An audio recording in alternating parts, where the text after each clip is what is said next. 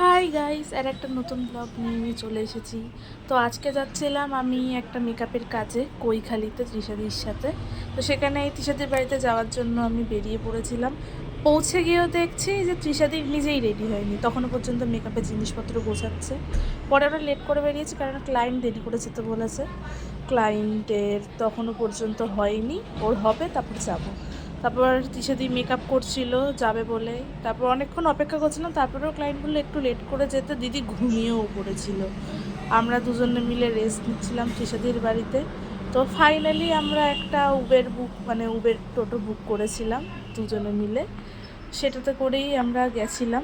অনেকটাই লেট হয়ে গেছিলো, অনেকটা। আমাদের দুটোয় যাওয়ার কথা ছিল, সেখানে আমরা প্রায় মনে হয় 3:30 নাগাদ বাড়ি থেকে বেরিয়েছি, ওখানে গিয়ে 4টে নাগাদ আমরা পৌঁছেছি দুজনেই। কী করা যাবে এখন, ক্লায়েন্টের যদি না হয়ে থাকে আমাদের তো আর কিছু করার নেই। তাই জন্য আমরা ক্লায়েন্টের কথা মতোই বেরিয়ে পড়েছিলাম, ওনার টাইম মতো।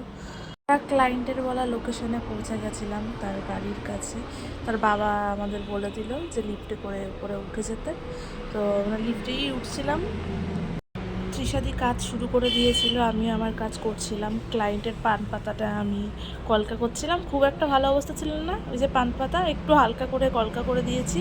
আর ক্লায়েন্টের ব্লাউজটা হঠাৎ করে ছিঁড়ে গেছিলো, সেটা সেলাই করেছি। আর আমার যা কাজ ছিল আমি করে বসেছিলাম। আমার না আগে বেরিয়ে যাওয়ার কথা ছিল, আমার একটা নিমন্ত্রণ আছে, আমার বান্ধবীর জন্মদিন। তো আমি আমার কাজ সাথে বেরিয়ে গেছিলাম। তারপর আমার বন্ধুদের সাথে আমার দেখা হলো, ওদের সাথে কী হাসাহাসি করছিলাম কি একটা ব্যাপার নিয়ে, মনে নেই। আমার বান্ধবীর বাড়িতে যাওয়ার জন্য আমরা কেক নিয়ে বেরিয়ে পড়েছিলাম।